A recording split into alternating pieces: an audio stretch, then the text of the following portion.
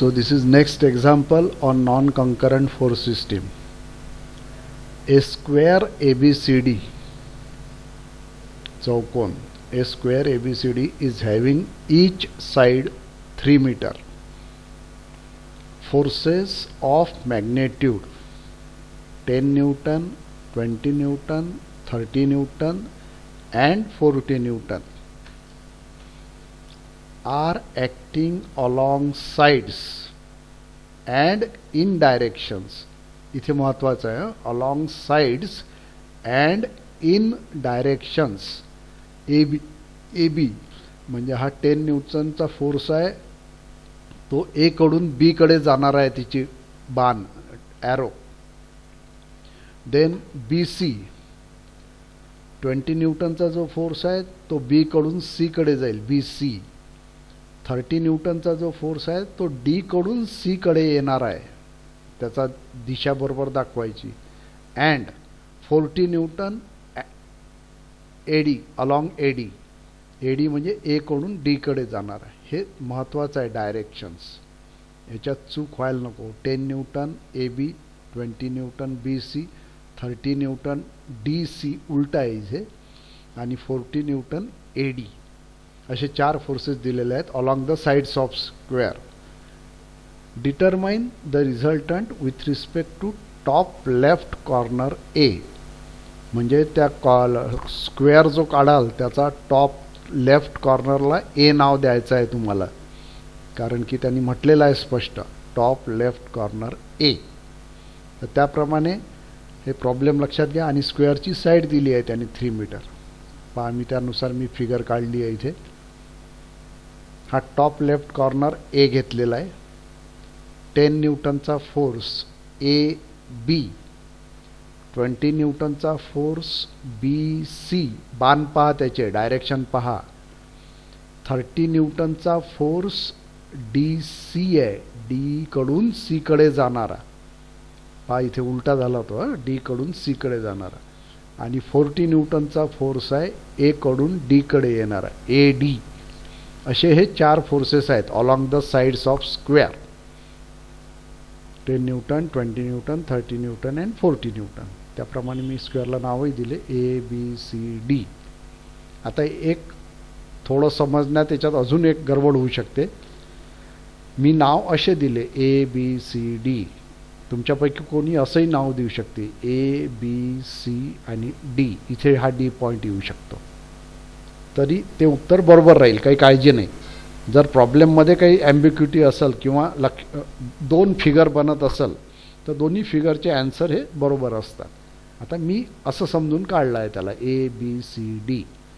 कोणाच्या तुम्ही स्क्वेअर काढताना तुम्ही असाही काढू शकता ABCD, पण काही अडचण नाही. त्याप्रमाणे मात्र फोर्सेस दाखवायचे. ABBC, हा DC खाली येईल आणि हा असा येईल. ठीक आहे, इट इज ओके. परंतु मी ही जी फिगर काढली यानुसार प्रॉब्लेम सॉल्व केलेला आहे. पुन्हा एक वेळा प्रॉब्लेमवरून फिगर मी काढलेली आहे ती समजून घ्या. डायरेक्शन्स महत्त्वाच्या आहे. अँड इन डायरेक्शन्स हे केअरफुली वाचावं लागते प्रॉब्लेम. आणि इथे साईड लिहिले आहे त्याच्या 3 मीटर बाय 3 मीटरचा स्क्वेअर आहे. हा लांबी रुंदी 3-3 मीटर. आता प्रॉब्लेम सॉल्व करायचा म्हणजे आपण सुरुवातीपासून सुरू करू. अँगल काढायची गरजच नाही आहे की फोर्सेस आडव्या आणि उभेच आहे. तिरपा एकही फोर्स फिगरमध्ये नाही आहे, त्यामुळे तुम्हाला अँगल काढायची गरज नाही आहे. आडव्या फोर्सेसची बेरीज करायची समेशन ऑफ FX आणि उभ्या फोर्सेसची बेरीज करायची समेशन ऑफ FY. अँगलचा इथे विचार करायची गरज नाही आहे बिलकुल, कारण की आडवे जे फोर्सेस आहे त्याचा अँगल 0 राहील आणि उभे जे फोर्सेस आहे त्याचा अँगल 90 डिग्री राहील विथ X ॲक्सिस. त्यामुळे त्याची गरज नाही या प्रॉब्लेममध्ये.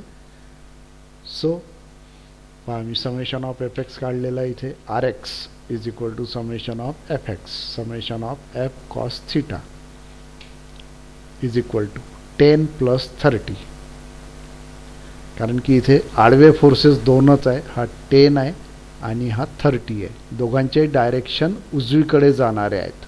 डायरेक्शन पहा त्याचे, दोघांची पण डायरेक्शन उजवीकडे आहे, त्याच्यामुळे दोघंही पॉझिटिव्ह घेतले आहे. आता राहिले हे 40 आणि 20, तर हे उभे फोर्सेस आहे, त्याच्यामुळे त्याचा आडवा कंपोनंट एफ एक्स कंपोनंट 0च येणार आहे, त्याच्यामुळे ते इथे दाखवलेले नाही आहेत. म्हणून या दोघांचीच बेरीज केलेली आहे. 10 + 30 it is equal to 40 newton R X. आता कोणी मला आर वाय सांगू शकेल का किती येईल? तर 60 Newton. 60 Newton sir. 60 Newton. 20 Newton sir.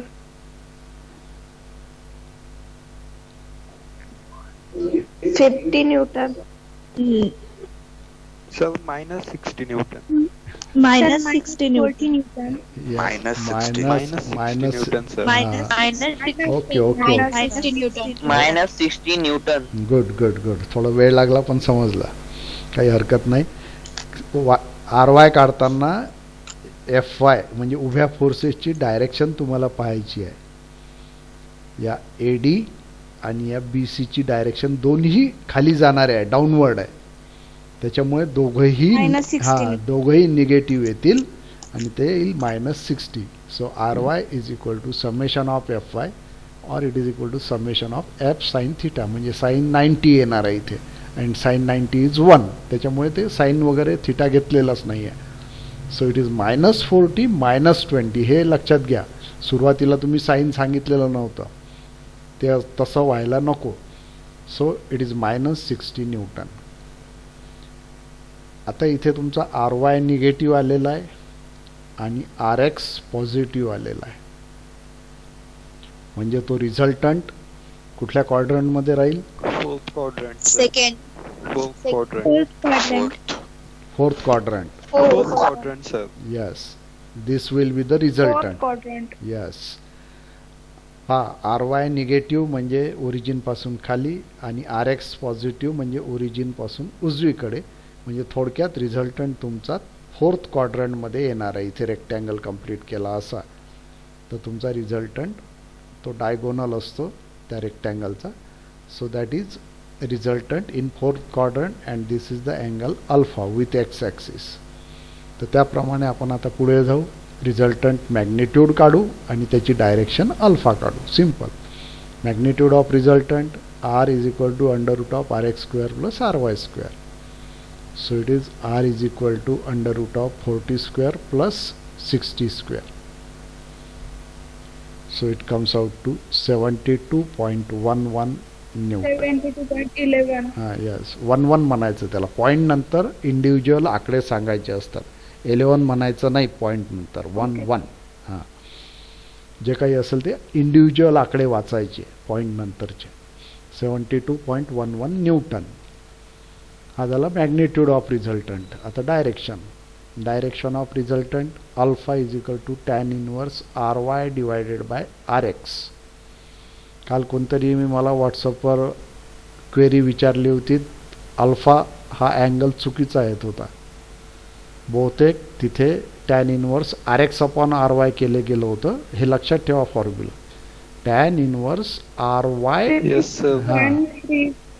RY divided by RX. 56.30. 56.31 degree. 30 नंतर 309. हां 309 म्हणजे 31. So it is 56.31 degree. RY 60 divided by RX 40. याप्रमाणे रिझल्टंटची डायरेक्शन मिळाली. म्हणजे थोडक्यात काय, हा तुमचा रिझल्टंट फिक्स झाला, याची डायरेक्शन फिक्स झाली, अल्फा फिक्स झाला, मॅग्निट्यूडही फिक्स झाली. आता फक्त राहिलं पोझिशन काढायची. पोझिशन काढताना याची डायरेक्शन बदलवायची नाही, ही अशीच्या अशीच ठेवायची. So last step is to find the position of resultant. आता इथे तुम्हाला रिझल्टंटची पोझिशन काढायची आहे. त्यांनी पॉईंट दिलेला आहे with respect to point A, top left corner.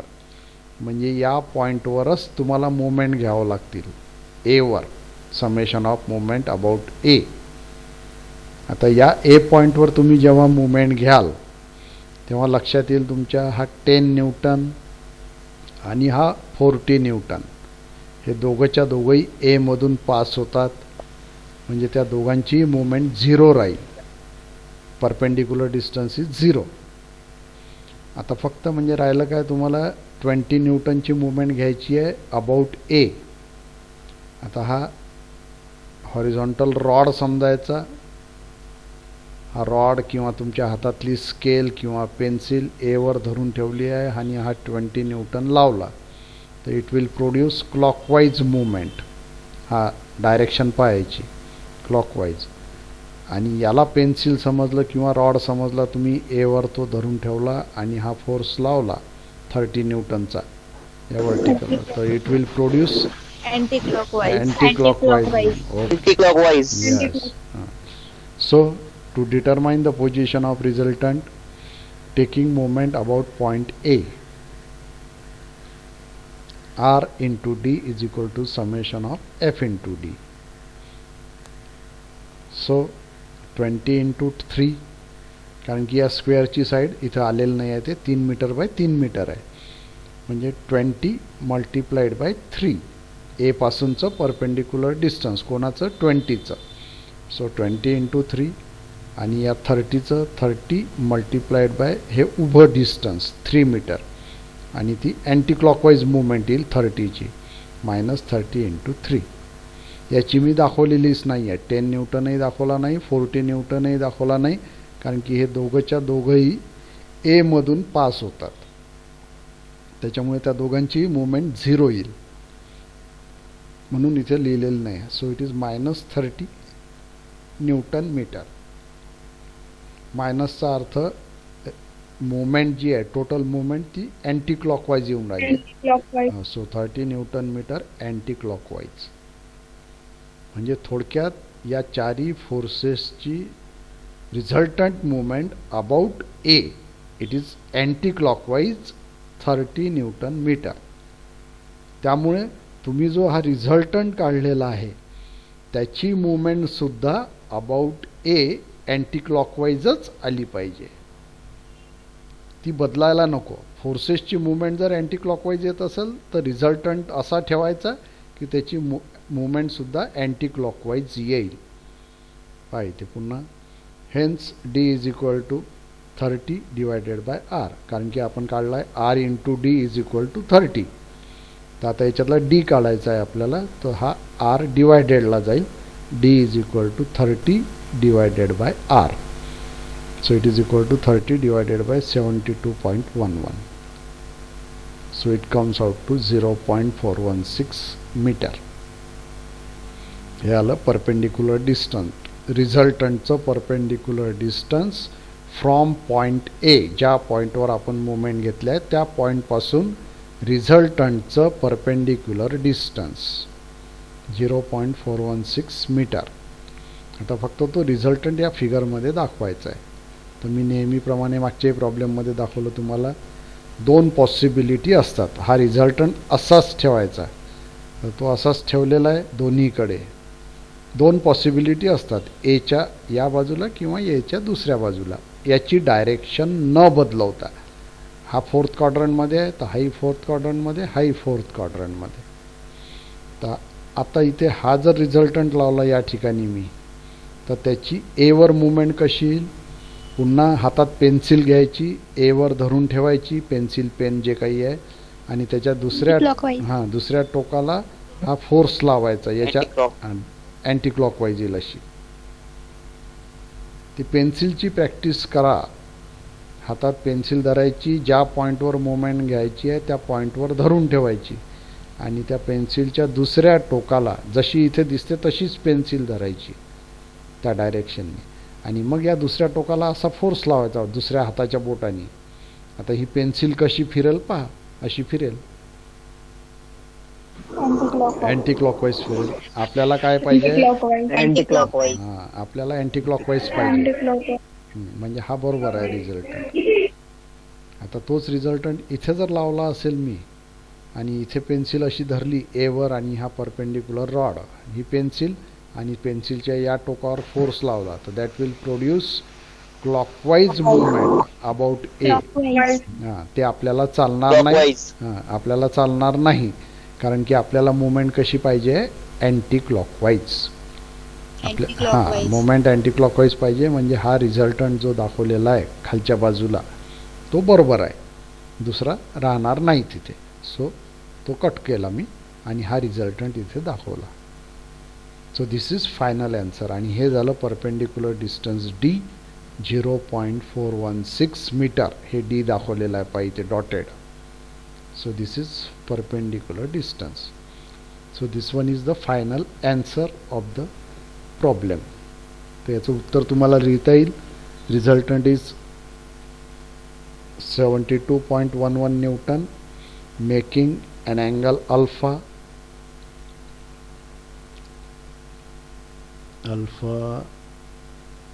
56.31 degree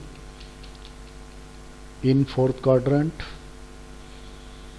at 0.416 meter from point A.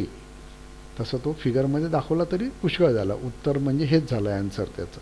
फिगरमध्ये दाखवला तुम्ही, वर्डिंगमध्ये नाही लिहिलं तरी चालतं त्याचं, परंतु हा रिझल्टंट फिगरमध्ये दाखवणं जरुरी आहे. ओके, लक्षात आलं आहे कसं सॉल्व करायचं problem. Yes, sir. Yes, sir. Next problem पहा. अजून एक प्रॉब्लेम घेतलेला आहे मी. Determine the resultant of force system shown in figure. ही एक फिगर दाखवली आहे मी काहीतरी. आता इथं मी 3च फोर्सेस दाखवले. 3च्या ऐवजी अजून 1-2 मला वाढवता आले असते कुठंतरी. एखादा फोर्स इथं दाखवला असता, एखादा फोर्स इकडे अजून तिरपा दाखवला असता, चालते. ते किती काही फोर्सेस असू शकतात. मी 3 दाखवलेले आहेत. या फोर्स सिस्टीमचा रिझल्टंट तुम्हाला काढायचा आहे, दिलेल्या फोर्स सिस्टीमचा. हा व्हर्टिकल रॉड दाखवलेला आहे. याची लांबी इथून इथपर्यंत 5 मीटर आहे आणि वरची ही लांबी 3 मीटर आहे इथून इथपर्यंत. याच्यावर हा हॉरिझॉन्टल फोर्स लावलेला आहे 4 किलो न्यूटन. त्यानंतर हा तिरपा फोर्स लावलेला आहे 6 किलो न्यूटनचा at an angle of 50 degree with vertical.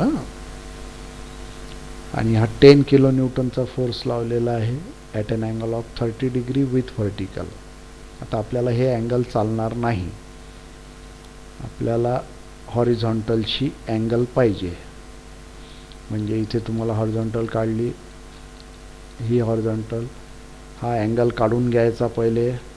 हा 30 आहे म्हणजे 90मधून 30 गेले. This angle will be 60 degree. 60 degree.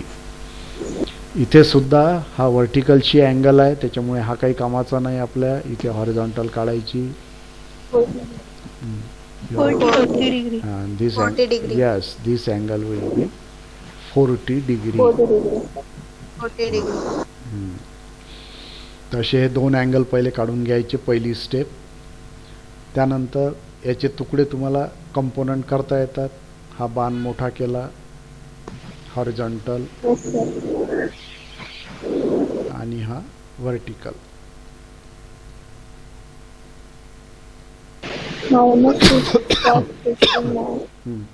हा 6 cos 40 येईल आणि हा उभा जो आहे तो 6 sin 40 येईल. डायरेक्शननुसार साईन लावावं लागेल.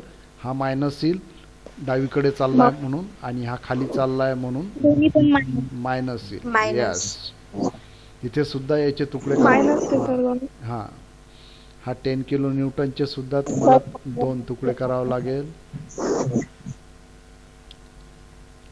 या 10 किलो न्यूटनचे हा आडवा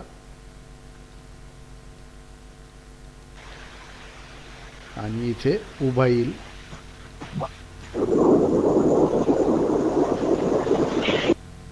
हा उभा येईल. 10 cos 60 येईल आडवा. 10 डावीकडे चाललाय म्हणून मायनस येईल. आणि हा उभा येईल तुमचा 10 sin 60 आणि अपवर्ड आहे म्हणून प्लस येईल.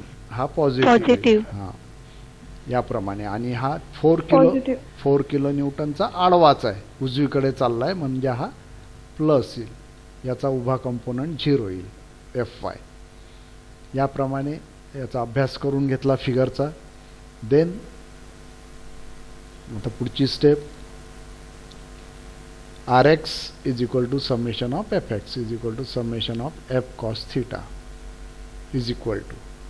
हा 4 पॉझिटिव्ह आहे मायनस 6 कॉस 40 हा इथला 6 कॉस 40 आडवा आणि अँगल 40 घ्यायचा आहे. हा 50 दिलेला घ्यायचा नाही कारण की तो व्हर्टिकलची अँगल आहे. 6 कॉस 40 मायनस हा 10 कॉस 60 10 कॉस 60 हा निगेटिव्ह आडवा. या तिघांचेही आडव्या कंपोनंटची बेरीज केली. बेरीज वजाबाकी डावीकडे जाणारा असेल तर मायनस उजवीकडे येणारा असेल तर plus. So it comes out to minus 5.6 kilo newton. लक्षात आलं आहे सगळ्यांच्या? याचे कंपोनंट लक्षात घ्या. आडवा कंपोनंट आडव्या कंपोनंटची बेरीज करून राहिलो आहे आपण. हां माईक म्यूट करा. मायनस 5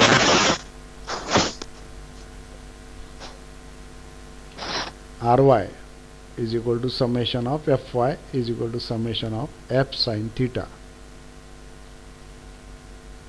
उभ्या कंपोनंटची बेरीज. आता हा 4 उभ्यामध्ये येणार नाही कारण की तो परफेक्ट आडवा आहे, त्याच्यामुळे त्याचा उभा कंपोनंट 0 येईल म्हणून तो लिहिला नाही आहे.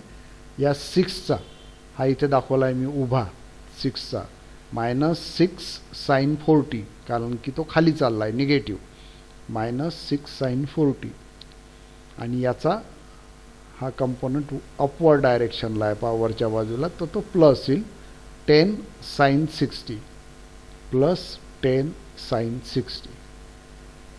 आता याची बेरीज वजाबाकी करून घ्यायची. 4.8 किलो न्यूटन. RX काढला RY काढला. RX निगेटिव्ह आहे RY पॉझिटिव्ह आहे. So it will be in second quadrant. हां बोल. सर आप fx फाइंड केला तर तिथे 4 मायनस 6 इंटू कॉस 40 आला. हां मग fx मध्ये जर 6 इंटू कॉस 40 आला तर मग fy मध्ये कसं काय आलं ते परत? एक मिनिट बिकॉज fx मध्ये आपण आडवं पण घेतलेलं आहे fy मध्ये आपण उभं पण घेतलेलं आहे.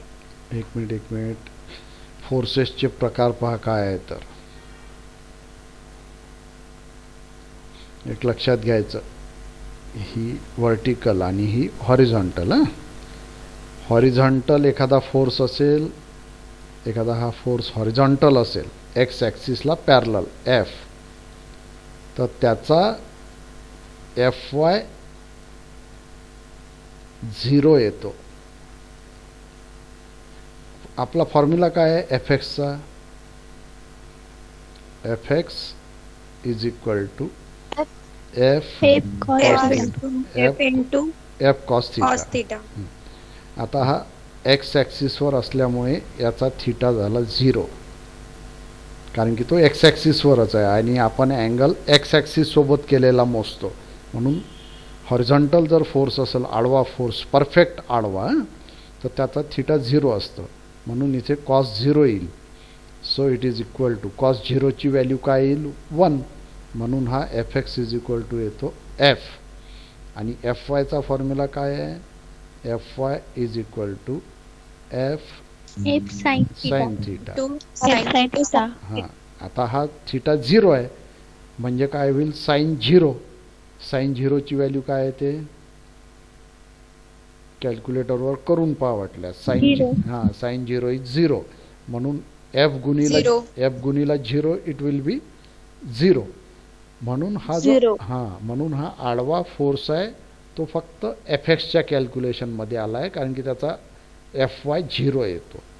परंतु जे तिरपे फोर्सेस असतात जे ना एक्स ॲक्सिसवर आहे ना वाय ॲक्सिसवर आहे, तिरपे फोर्सेस म्हणू आपण त्याला.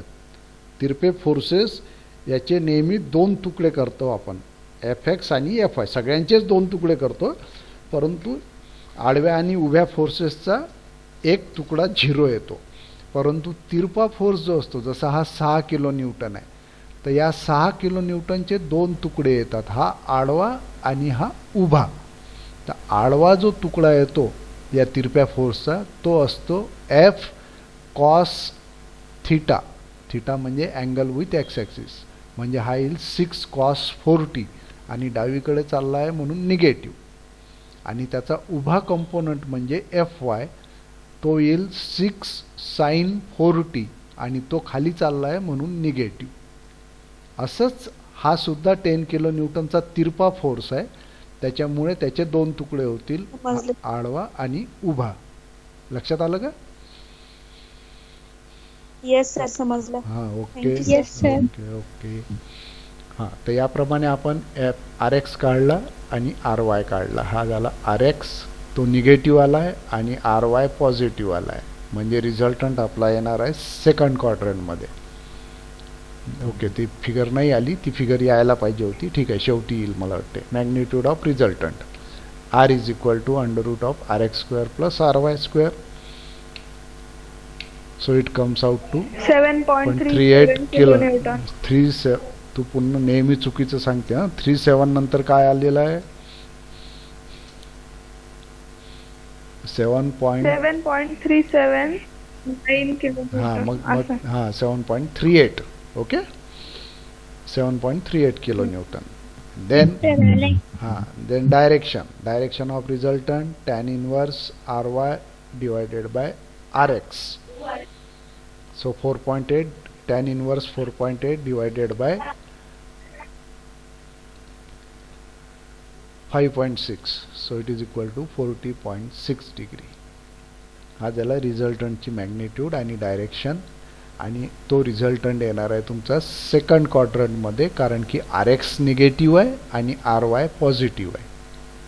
म्हणजे रिझल्टंट आला सेकंड क्वाड्रंटमध्ये. हे फिक्स झालं त्याची डायरेक्शन रिझल्टंटची, आणि मॅग्निट्यूडही फिक्स झाली. ती काही बदलणार नाही आता, ना आपल्याला बदलवता येत नाही. आता काढायचं आहे next position. So for position of resultant या बी पॉईंटवर आपण मुवमेंट घेणार आहे. तर बी पॉईंटवर मुवमेंट घेण्याकरता डिस्टन्स इथे दिलेला आहे. 5 मीटर हे डिस्टन्स आहे. This distance is 5 metre.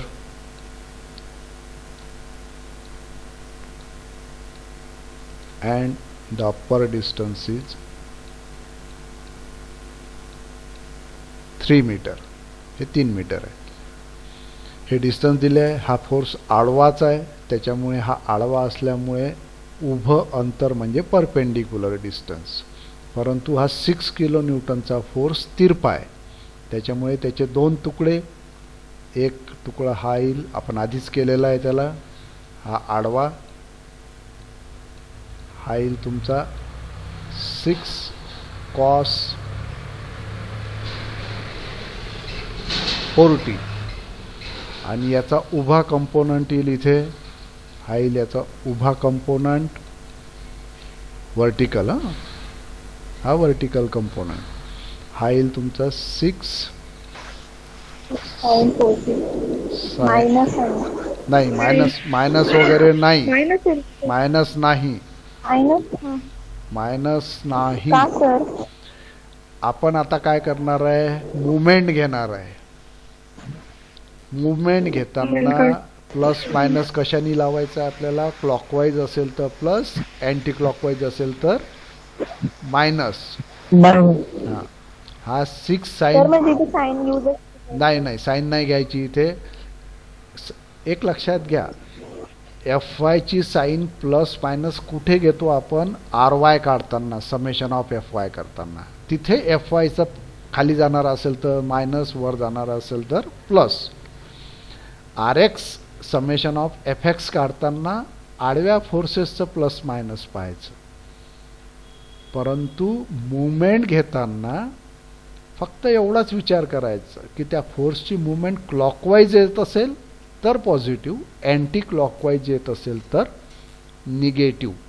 काय मागच्या लेक्चरमध्ये सांगितलं होतं मी तुम्हाला, विसरू नका हां, डोक्यात ठेवा पक्क. आता फक्त आपल्याला क्लॉकवाईज अँटी क्लॉकवाईजचा विचार करायचा आहे. फोर्सेसच्या बाणाकडे पाहायचं नाही आहे. त्या फोर्समुळे, त्या बाणामुळे जी मुवमेंट निर्माण होत आहे अबाउट सिलेक्टेड पॉईंट, ती कशी येत आहे? क्लॉकवाईज येत आहे की अँटी क्लॉकवाईज येत आहे?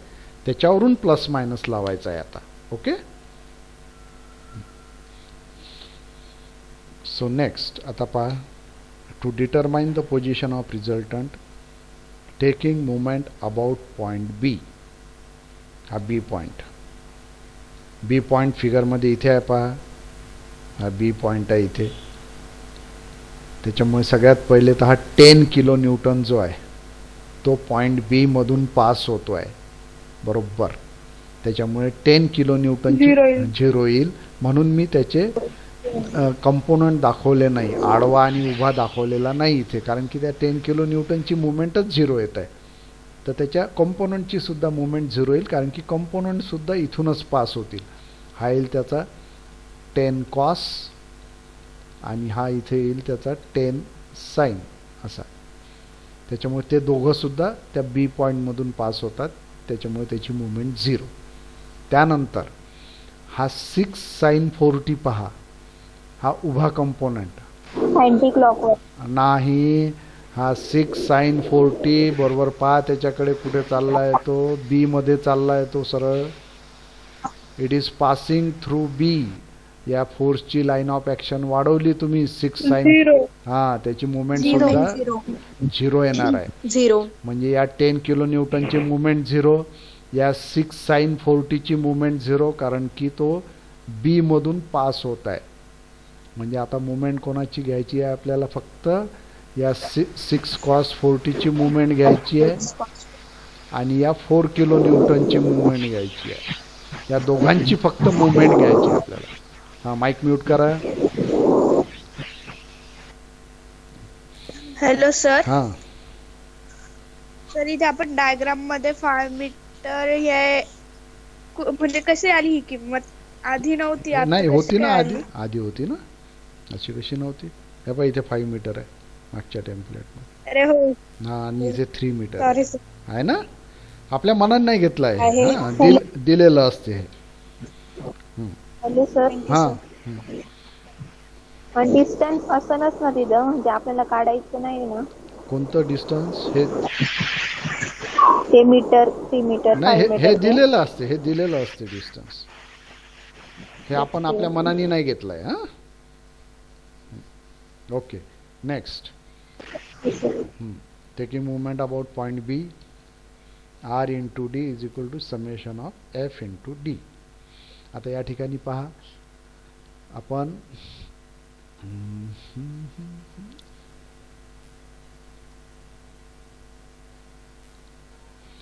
आपण या बी पॉईंटवर मुवमेंट घेऊन राहिलो आहे. तुमच्या हातात पेन पेन्सिल असेल ती अशी उभी धरा पेन्सिल, त्याला बीवर पकडून ठेवा एका हाताने आणि दुसऱ्या हाताने या टोकावर उजवीकडे जाणारा फोर्स लावा असा.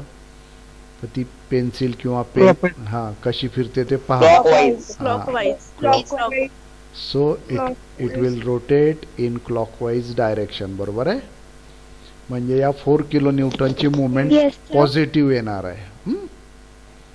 आता तीच पेन्सिल तुम्ही बी वर धरलेली आहे आणि हा 6 कॉस 40 लावून पहा त्याच्यावर.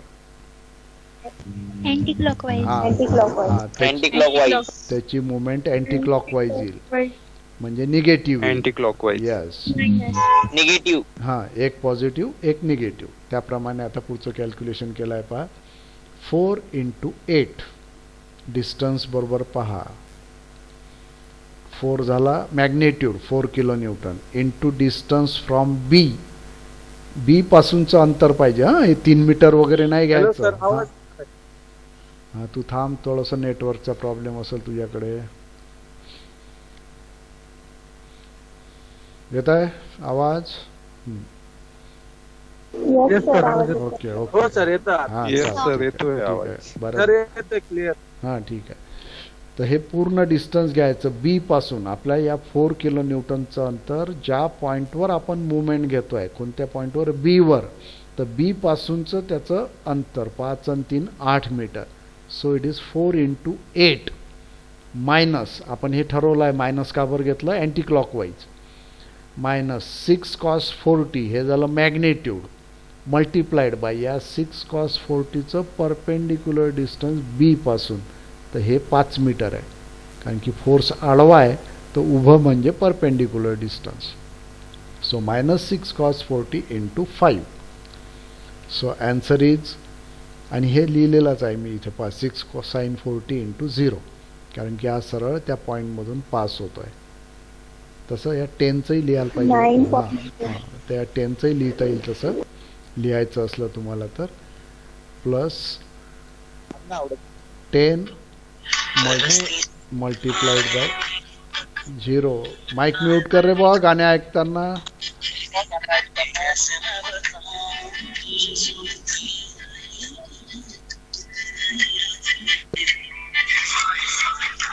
जयेश आहे वाटतं सर. हा जयेश आहे का रे? Good afternoon Jayesh. दुसरा जयेश. हा ओके. असं 10 into 0 पण लिहिता आलं असतं. लिहायची काही गरज नाही. तुम्हाला सांगायसाठी इथे लिहिलेलं होतं हे, कारण की त्या पॉईंटमधून पास होतात बी पॉईंटमधून. So it is equal to, अरे यार काय करू याचं,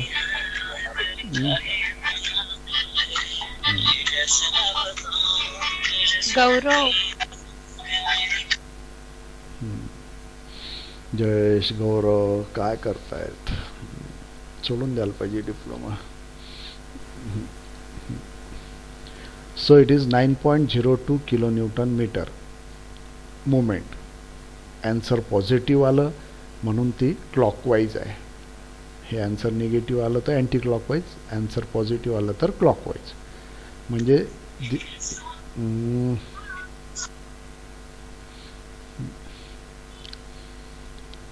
so R into D is equal to 9.02 kilonewton meter clockwise.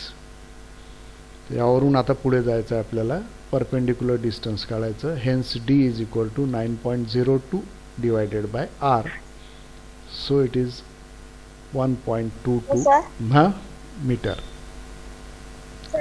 एकदा सांगता का? कुठलं हे? आहे हो याच्या आधी सर हां मी याच्या आधी पण एक एक्झाम्पल केलं. हां तर मला हीच एक मी ते एक्झाम्पल तुम्हाला पण सेंड करणार होती की कसं करायचं ते पण नाही समजलं, म्हणून ते हे इथंच आहे, म्हणून परत एकदा विचार. Okay okay. इथे सगळ्यात पहिली स्टेप आहे याच्यात मुवमेंट घेताना कोणकोणत्या फोर्सेसची मुवमेंट घ्यायची. अरे बंद कर रे, कोण आहे आता?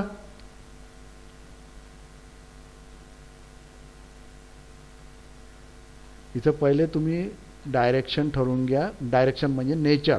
या 4 किलोन्यूटनमुळे आपण बी पॉईंटवर मुवमेंट घेतोय, तर बी पॉईंटवर या 4 किलोन्यूटनची मुवमेंट क्लॉकवाईज येते, म्हणजे पॉझिटिव्ह घ्यायची आहे. या 6 cos 40 ची मुवमेंट अँटी क्लॉकवाईज येते, म्हणून निगेटिव्ह घ्यायची आहे. हे पहिले ठरवायचं.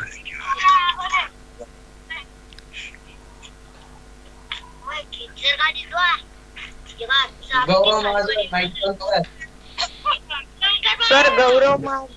गौरव Mahajan. Gaurav Mahajan. Okay. Gaurav please off the mic.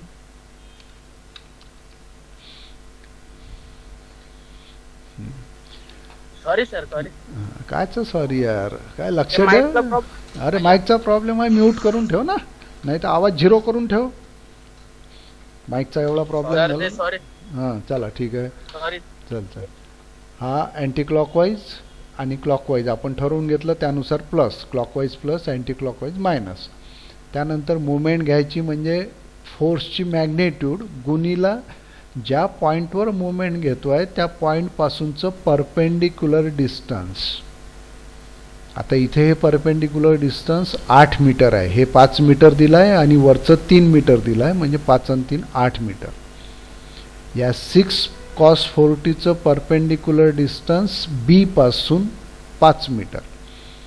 त्यावरून हे घेतलं आहे मग हा पॉझिटिव्ह 4 into 8 - 6 cos 40 into 5. बाकी हे 0 0नी मल्टिप्लाय केलं आहे, कारण की हे फोर्सेस बी पॉईंटमधून पास होत आहे. जे फोर्सेस त्या पॉईंटमधून पास होतात त्याची मुवमेंट 0 असते. ओके. आणि मग ॲन्सर पॉझिटिव्ह आलं म्हणून क्लॉकवाईज. आणि त्यावरून मग परपेंडिक्युलर डिस्टन्स काढून घेतलं. D is equal to movement 9.02 divided by R. It is 1.22 metre. तर आपल्याला मुवमेंट पाहिजे क्लॉकवाईज रिझल्टंटची, त्यामुळे with respect to with respect to point B resultant आपण आधीच पाहिलेला आहे पहा रिझल्टंट. हा रिझल्टंट आपला सेकंड क्वाड्रंटमध्ये येणार आहे, हा आपण आधीच ठरवलेला आहे, त्याच्यामुळे तो तसाच दाखवलेला आहे. तो एक तर या बाजूला येऊ शकतो किंवा दुसऱ्या बाजूला येऊ शकतो. सॉरी, हा दोन पॉसिबिलिटी आहेत, बीच्या खालच्या बाजूला किंवा बीच्या वरच्या बाजूला सेकंड क्वाड्रंटमध्ये. आता हा रिझल्टंट इथे दाखवला तर याला पेन्सिल समजून बीवर धरायचा आणि हा फोर्स लावायचा. तुमच्या लक्षात येईल इट प्रोड्युसेस क्लॉकवाईज मुवमेंट. हा जर आर घेतला, या ठिकाणी आर घेतला तर इट प्रोड्युसेस क्लॉकवाईज मुवमेंट अशी. आणि हा जर आर असेल तर याची मुवमेंट अबाउट बी, या बी पॉईंटवर याची मुवमेंट ही येईल अँटी क्लॉकवाईज. तर अँटी क्लॉकवाईज आपल्याला नाही पाहिजे, कारण की आपण ठरवलेलं आहे आपली बाकीच्या फोर्सेसची सगळ्या फोर्सेसची मुवमेंट येत आहे क्लॉकवाईज, म्हणून रिझल्टंटची मुवमेंट पण क्लॉकवाईजच यायला पाहिजे. तर this is the final position of resultant. हा इथे रिझल्टंट राहणार नाही या बाजूला. So this is resultant and this one is the perpendicular distance 1.22 metre. Okay.